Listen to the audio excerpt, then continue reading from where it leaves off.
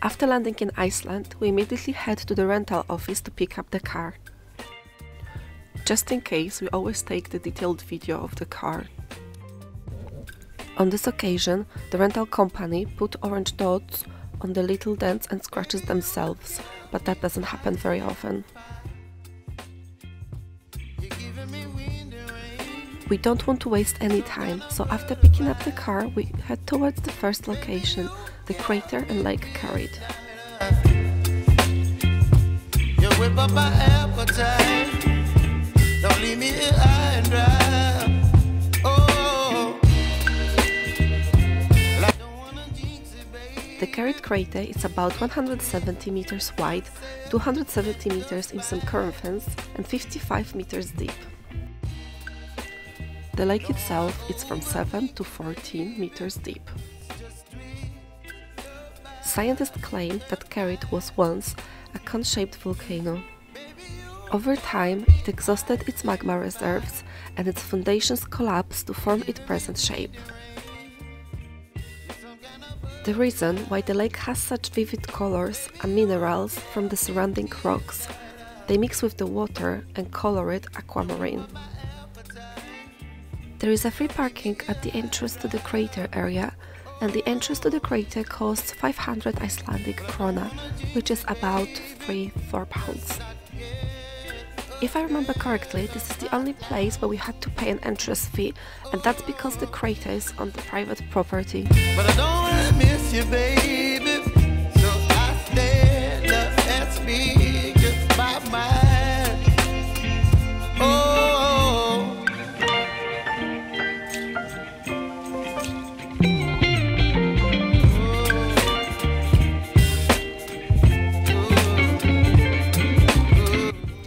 Our next stop will be the Oxarafos waterfall, located in the Thingvellir National Park.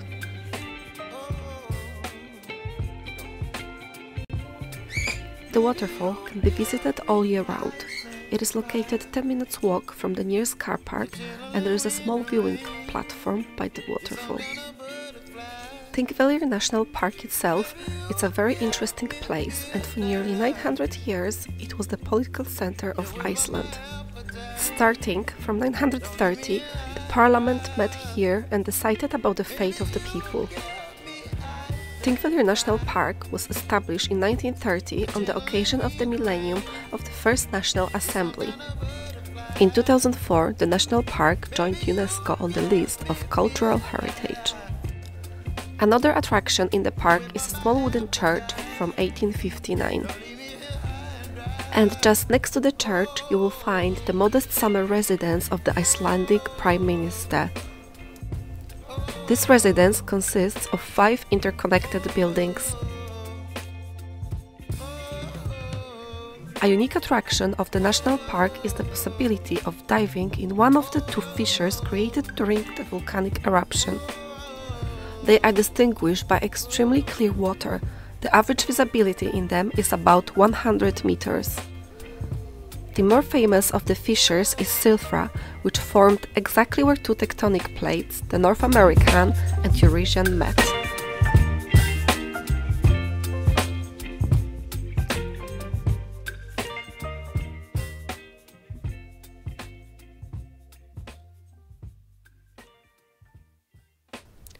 After visiting the park, we drive towards the Hakadúlar Valley, where the geyser geothermal area is located. We are hoping to see many geysers, including the most active one, called Strokur.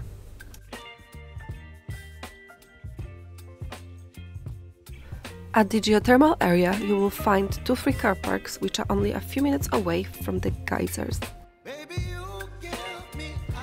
All hot springs are taped off. The main route runs for about 500 meters. Walking along the entire route, along the marked paths, every now and then we come across smaller or larger geothermal forms that contain steam, boiling water or mud.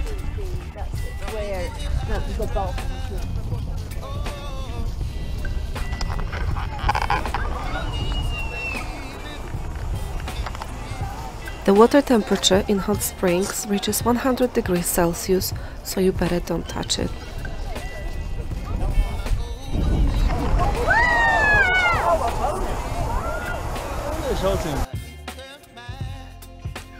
At the moment we are looking at the Strokor geyser that erupts to a height of about 25-35 meters approximately every 10 minutes.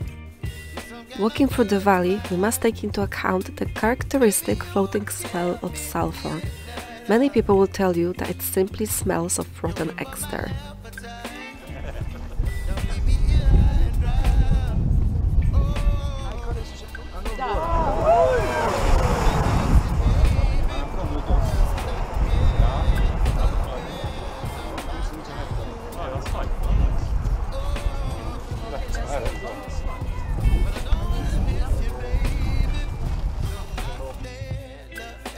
In addition, it is worth taking a path leading to the neighboring hill, where you will be able to see a beautiful view of the area. Visiting the entire geothermal area should not take more than 30-40 minutes.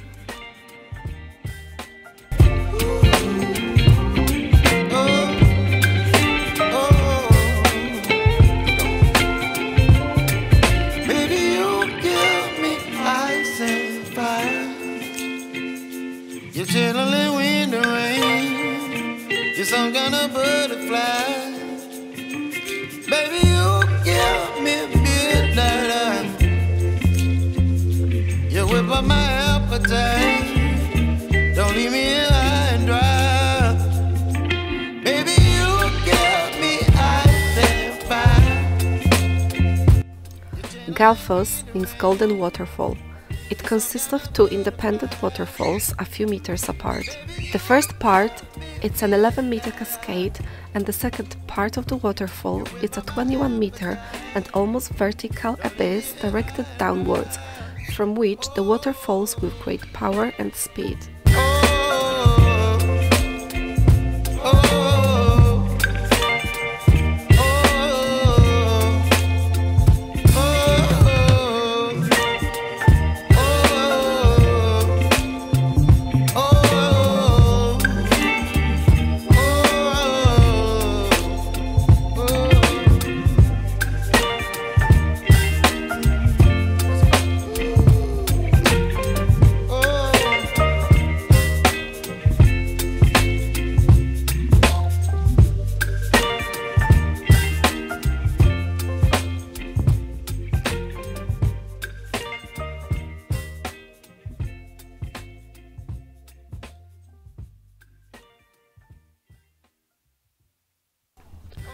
Our last stop for the day is a reconstructed Viking farmhouse.